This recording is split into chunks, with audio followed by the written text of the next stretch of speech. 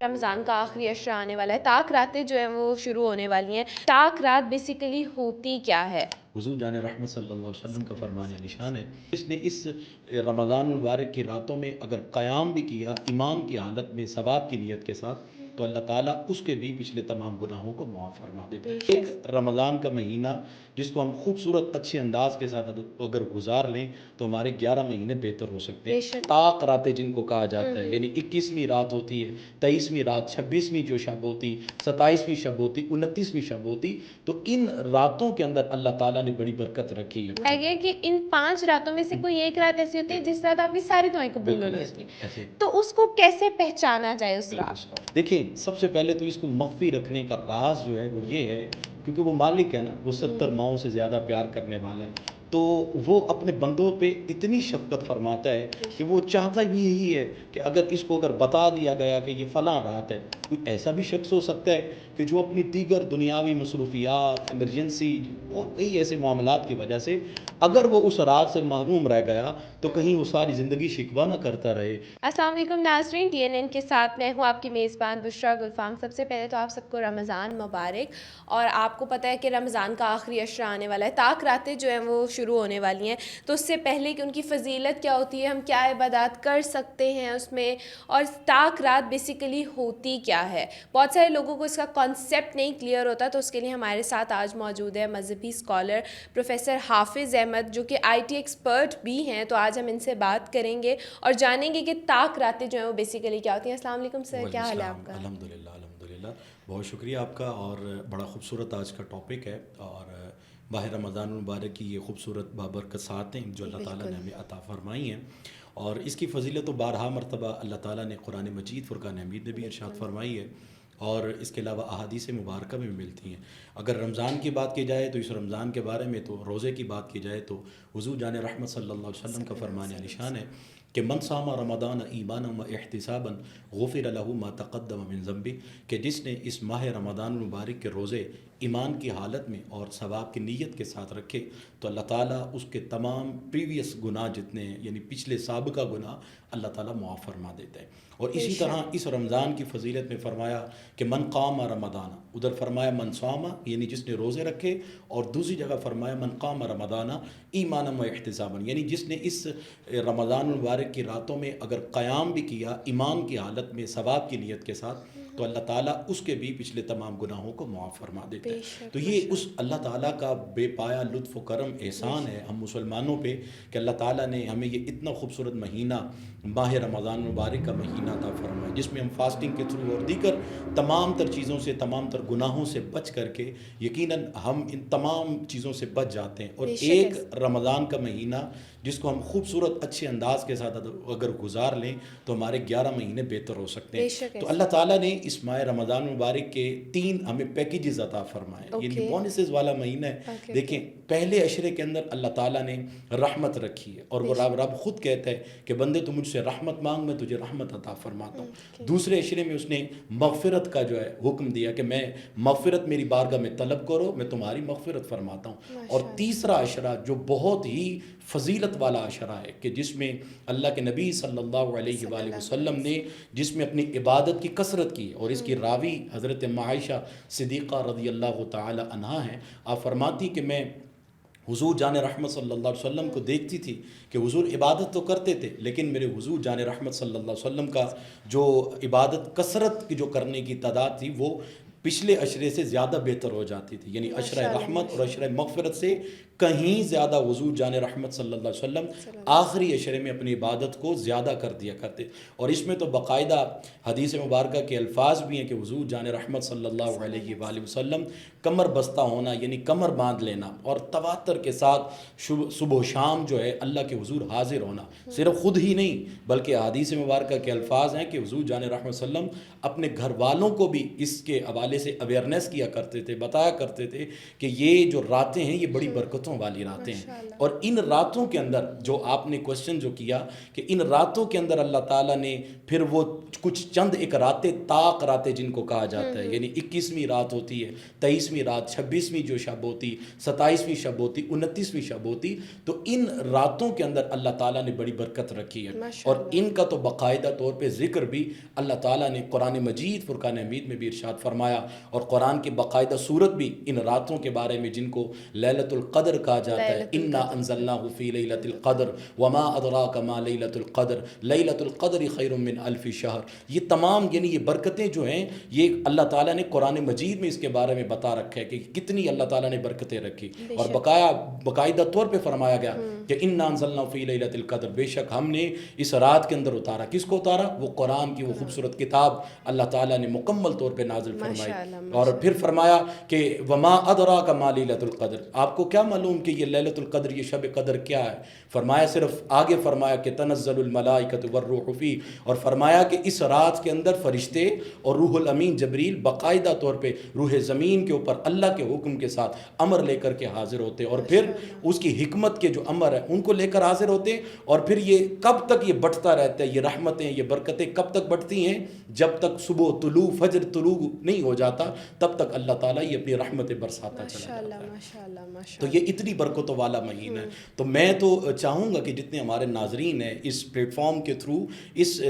ماہ رمضان المبارک 2025 جو ہے اس کو خوب اچھے انداز سے گزاریں، اور اس کی راتوں کے اندر خوب قیام کریں، تلاوت کریں، یہ میرے حضور جان رحمت صلی اللہ علیہ وسلم کا انداز ہے، اور یہ یہاں پر بھی ایک حدیث مبارکہ رسول اللہ صلی اللہ علیہ وسلم کا فرمان ہے ان لیلۃ القدر کو لے کر کے، حضور جان رحمت صلی اللہ علیہ وسلم نے ارشاد فرمایا کہ من قام لیلۃ القدر، ادھر فرمایا من صام رمضان، اور پھر فرمایا من قام رمضان، لیکن ادھر فرمایا کہ من قام لیلۃ القدر ایمانا و احتسابا غفر له ما تقدم من ذنبی، کہ جس نے اس لیلۃ القدر کی رات میں، یعنی یہ جو راتیں ہیں خوبصورت طاق راتیں ہیں، ان راتوں کے اندر جس نے قیام کیا اللہ تعالیٰ ایمان کی حالت میں اور ثواب کی نیت کے ساتھ، تو اللہ تعالیٰ اس کے بھی تمام گناہوں کو معاف فرما دے گا۔ تو یہ اتنی بڑی خوبصورت برکتوں والی رات ہے، تو ہمیں تو چاہیے کہ ہم اس اپرچونٹی کو ضرور اویل کریں جس قدر ہو سکے، کیونکہ یہ زندگی میں ہم سب کچھ ساری رات تو جاگتے ہیں نارملی، ہم اگر اپنی زندگیوں میں، تو کیوں نہ اس رات کو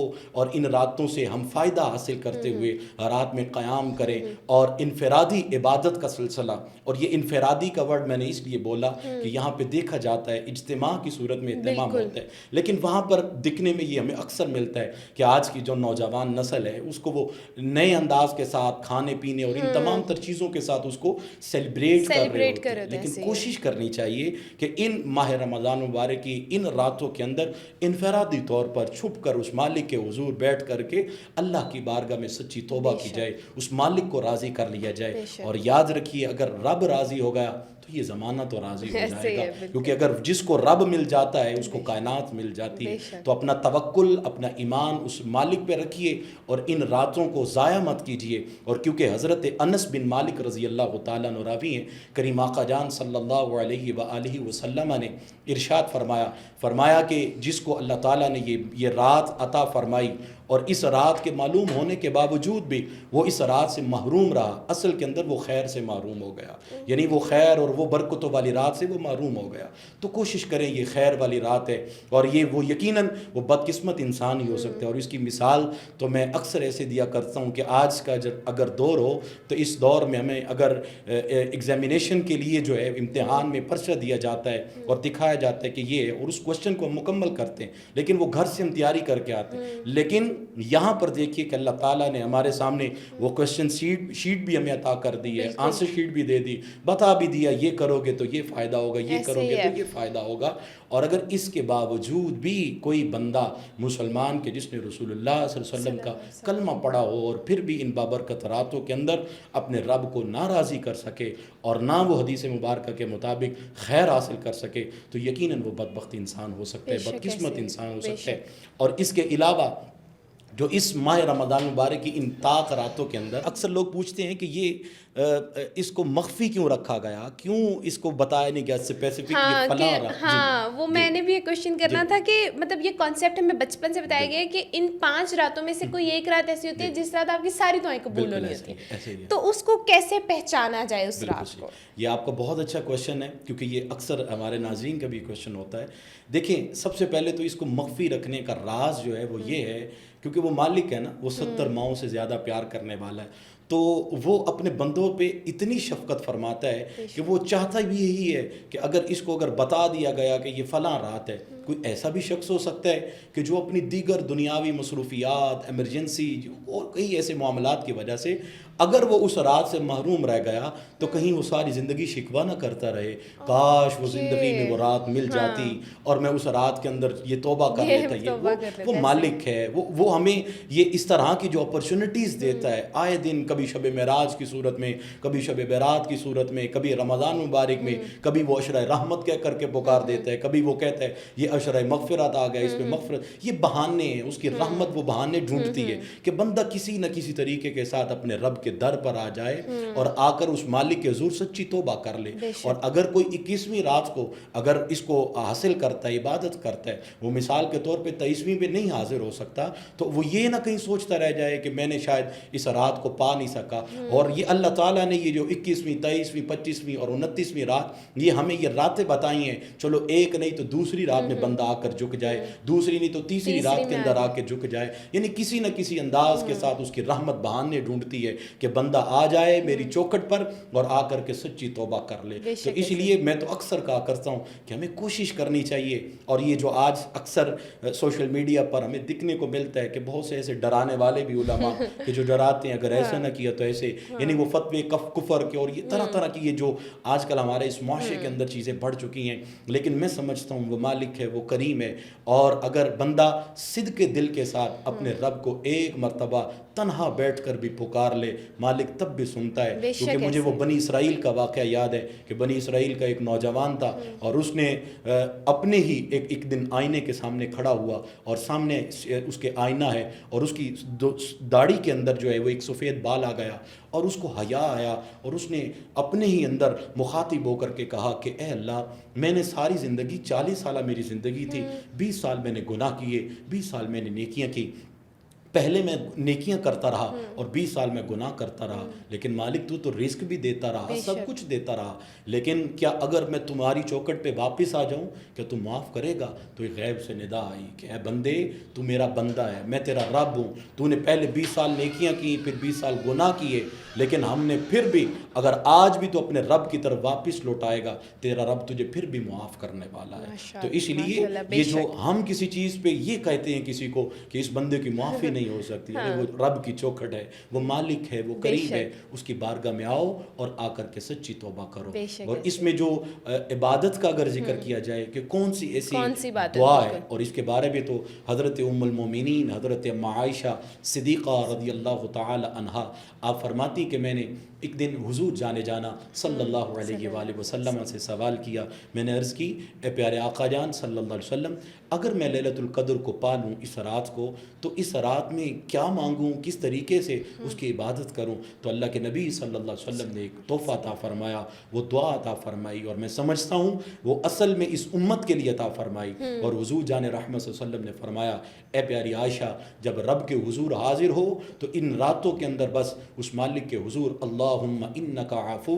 کریم تحب العفو فاعف عنی، اس صدا کے ساتھ، اگر اس کو کوئی عربی کی صورت میں یاد کر سکتا ہے تو ضرور یاد کرے، نہیں تو اس انداز کے ساتھ کہ اے اللہ تو معاف فرمانے والا ہے، معافی کو تو پسند کرتا ہے، تو مجھے بھی معاف فرما دے. تو اس انداز کے ساتھ جب بندہ اس کی بارگاہ میں ندامت کے ساتھ، شرمندگی کے ساتھ، یہاں پر میں اس عنوان سے تھوڑا سا الگ، یہ ندامت کا لفظ جو بولا، اصل کے اندر ہمیشہ یاد رکھیے کہ توبہ اصل میں ہوتی کیا چیز ہے. توبہ وہ ہوتی ہے جس کے بارے میں رسول اللہ صلی اللہ علیہ وسلم نے فرمایا ندامت ہو جانا, شرمندہ ہو جانا, یعنی اپنے گناہوں پر شرمندگی کا اظہار کرنا, اور پھر اس گناہ کی جو گناہ کی ہے توبہ کرنا, اور پھر آئندہ کے بعد اس گناہ کو چھوڑ دینا, اس کا نام توبہ ہے. چاہے وہ صغیرہ گناہ ہے چاہے وہ کبیرہ گناہ ہے. صغیرہ گناہ جو ہوتے ہیں وہ ہمارے نارملی جو ہم نوافل پڑھتے ہیں, صدقہ و خیرات کرتے ہیں, یعنی چھوٹے گناہ, وہ اس انداز کے ساتھ جو ہے وہ ختم کر دیے جاتے ہیں, یعنی اس طرح ختم ہو جاتے ہیں. لیکن جو کبیرہ گناہ ہوتے ہیں وہ جب تک اللہ کے حضور بندہ سچی توبہ نہیں کرتا. کبیرہ سے مراد جو اپنے والدین کے نافرمان ہے, جو کسی کا حق کھاتے, یتیم کا حق کھاتے, کسی کے ساتھ کسی کا قتل کرتے, خون کرتے, یا طرح شرابی ہے, زانی ہے, یہ کسی بھی انداز, یہ وہ تمام ہے گناہ کبیرہ. ان کی جب تک اللہ کے حضور توبہ نہ کی جائے تب تک ان کی معافی نہیں ہوتی. تو کوشش کریں ان ماہ رمضان مبارک, کتنی جلدی سے یہ ماہ رمضان مبارک آیا اور آج یہ کتنے دن بیت چکے اور چند دن باقی رہ گئے. تو کوشش کریں کہ ان ماہ رمضان مبارک کے ان آخری ایام میں, ان طاق راتوں میں جس قدر ہو سکے اپنے رب کے حضور سچی توبہ کیجیے, اپنے رب کو راضی کر لیجیے, اور اگر وہ راضی ہو گیا تو انشاءاللہ زندگی میں جینے کا حق ادا ہو جائے گا اور آخرت بھی سنور جائے گی. بے شک ایسے. اچھا میں ایک آخری سوال آپ سے پوچھنا چاہوں گی کہ لوگ کہتے ہیں کہ جو لوگ رمضان میں جن کی مطلب وفات ہوتی ہے تو ان کا حساب نہیں ہوتا. اس چیز کو آپ تھوڑا سا کلیئر کریں گے کہ ان کا حساب, مطلب مجھے کانسیپٹ یہ مجھے خود کو کلیئر نہیں ہے کہ ان کا حساب نہیں ہوتا یا ان کا حساب رمضان کے بعد ہوتا ہے. ایسا یہ چیز بالکل کانسیپٹ ہے کچھ ایسا کچھ نہیں, یہ ایک متس ہمارے یہاں بن جاتی ہے. کوئی بھی چیز نارملی طور پہ ہم جو ہے وہ جس طرح سنتے ہیں وہ آگے اس کو پھیلاتے چلے جاتے ہیں. ہر انسان نے زندگی میں رہ کے یہ فلسفہ ہمیشہ یاد رکھے کہ ایک رسول اللہ صلی اللہ علیہ وسلم کے امتی ہونے کی حیثیت سے یہ تو 100% کنفرم ہے کہ اس نے جنت میں جانا ہے. اس میں دوسری رائے کوئی نہیں ہے. کیوں؟ کیونکہ وہ ایمان والا ہے. ایک وہ شخص ہے جو بے ایمان ہے, ایک ایمان والا ہے. لیکن ایمان والے کی ایک اپنی خوبصورتی ہے کہ اس نے رسول اللہ صلی اللہ علیہ وسلم کا کلمہ پڑھا, چاہے وہ جس انداز کے سے بھی زندگی گزار رہا ہے, یہ اس کا اپنا فعل ہے. لیکن وہ ایمان والا ہے. اس نے جب پیدا ہوا تو اس کی اماں نے اس کو گٹی دی, یا اس نے زبان پر جو پہلے دن کو کلمہ جو صدا بلند کی تو وہ لا الہ الا اللہ محمد رسول اللہ صلی اللہ علیہ وسلم ہے. تو اس کے علاوہ اگر کوئی بندہ گناہ گار ہے یا دنیا سے جاتا ہے تو یہ ہمیشہ یاد رکھیں کہ وہ اپنے نامہ اعمال کا حساب ضرور دے گا. ٹھیک ہے. اور اس کے علاوہ رکھا گیا کہ رمضان کے اندر, اب اس میں رمضان کے اندر اس لیے صرف کہا گیا کیونکہ یہ برکتوں والا اور یہ رحمتوں والا مہینہ ہے. تو اس میں اللہ تعالیٰ ہر ایک پہ اپنا کرم فرماتا ہے, چاہے وہ دنیا میں حیات ہے چاہے وہ دنیا سے چلا گیا. تو اس لیے کہا جاتا ہے کہ اس میں جو ہے اس کا حساب جو ہے وہ نہیں کیا جاتا, اور اس کے بعد جو ہے وگرنہ جس نے جو دنیا میں رہ کر جو گناہ کیا ہے اس کا حساب اس نے ہر صورت کے اندر دینا ہی دینا ہے. لیکن اس کی زندگی میں جو اعمال ہوں گے تو اس میں سب سے بہترین اس کا سلوشن یہی ہے کہ اس ماہ رمضان المبارک میں اپنے پیاروں کو نہ بھولیے, کوشش کریں ان کی روح کو احسان. میں نے آپ سے یہ بھی سوال پوچھنا تھا کہ طاق راتوں میں کوئی اسپیسیفک عبادت ہوتی ہے جو مرحوم آپ کے اگر کوئی بہت عزیز ہیں آپ ان کے لیے کریں تاکہ ان کے احصال ثواب کے لیے بہت. بالکل اس میں یہ ہے کہ آپ کوشش کریں کہ مس رمضان مبارک ان طاق راتوں کے اندر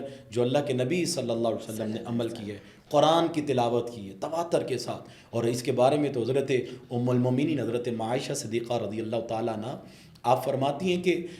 ہم نے حضور جان رحمت صلی اللہ علیہ وسلم کو کبھی اس قدر تواتر کے ساتھ قرآن پڑھتے ہوئے نہیں دیکھا. یعنی جس طرح حضور ان راتوں کے اندر, یعنی ان آخری 10 ایام کے اندر اور خاص طور پہ ان راتوں کے اندر حضور قرآن کی تلاوت کیا کرتے تھے. یعنی فار ایگزامپل اگر عام دنوں میں حضور قرآن پڑھتے تھے, لیکن ان راتوں میں ایک رات میں یعنی یہ نماز عشاء کے بعد اگر قرآن کی تلاوت شروع کرتے تو طلوع فجر سے قبل حضور پورا قرآن الحمد کے الف سے لے کر والناس کے سین تک قرآن پڑھ لیا کرتے تھے. تو یہ تو میرے حضور جان رحمت صلی اللہ علیہ وسلم کا معمول تھا. تو اس میں بہتر یہی ہے کہ اس رات میں جس قدر ہو سکے قرآن کی تلاوت کی جائے, نوافل کثرت کے ساتھ پڑھے جائیں, حضور جان رحمت صلی اللہ علیہ وسلم پر درود و سلام کی کثرت کی جائے اور استغفار کیا جائے. کیونکہ یہ استغفار جب بندہ رب کے حضور استغفر اللہ کی صدا دیتا ہے ندامت اور شرمندگی کے ساتھ, تو مالک کو اپنے بندے کی یہ ادا بڑی پسند آتی ہے. تو اس میں بہترین سلوشن یہی ہے کہ کہ ان راتوں کے اندر اور ख़اص طور پہ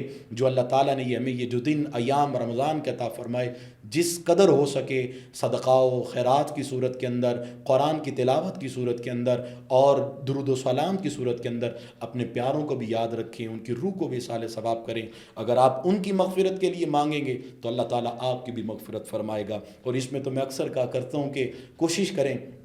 اپنا مزاج یہ بنائیں کہ جب بھی مانگیں تو سب سے پہلے دوسرے کے لیے مانگیں، کیونکہ آج ہمارے معاشرے کا یہ المیہ ہے کہ ہم مانگتے ہیں اپنے لیے تو سب کچھ مانگ لیتے ہیں، لیکن یہ فقہا فرماتے ہیں کہ اگر جس کے دنیا میں والدین حیات بھی ہوں اور تب بھی اگر وہ اپنے والدین کے لیے مغفرت کی دعا کریں تو اللہ تعالیٰ اس کے بدلے اس کے رزق میں برکتیں وسعت عطا فرما دیتا ہے، چاہے وہ حیات بھی ہیں. جب آپ کسی کے لیے دعا مانگیں گے تو اللہ تعالیٰ آٹومیٹکلی آپ کی زندگی میں بھی وہ تمام برکات، وہ خیر اللہ تعالیٰ عطا فرما دے. بے شک ایسی ہے. بہت شکریہ، بہت ماشاءاللہ. میرے بہت سارے کانسیپٹس ہیں، میرے نہیں بہت سارے دیکھنے والوں کے بھی بہت ساری چیزیں ہوں گی جو آج کلیئر ہو گئی ہوں گی. بہت شکریہ، آپ نے اپنا قیمتی وقت جو ہے وہ ہمیں دیا اور اتنی اچھی باتیں جو ہیں اور اتنی معلوماتی باتیں ہمارے ساتھ شیئر کی. بہت اچھا لگا آپ سے بات کر کے. جیسے کہ سر نے بھی بولا ہے کہ یہ مہینہ جو ہے برکتوں کا مہینہ ہے، تو جتنی برکتیں، جتنی رحمتیں آپ سمیٹ سکتے ہیں اور وہ معافی جو آپ نے اپنے حضور کے مانگنی ہے، اور وہ رب ایسا ہے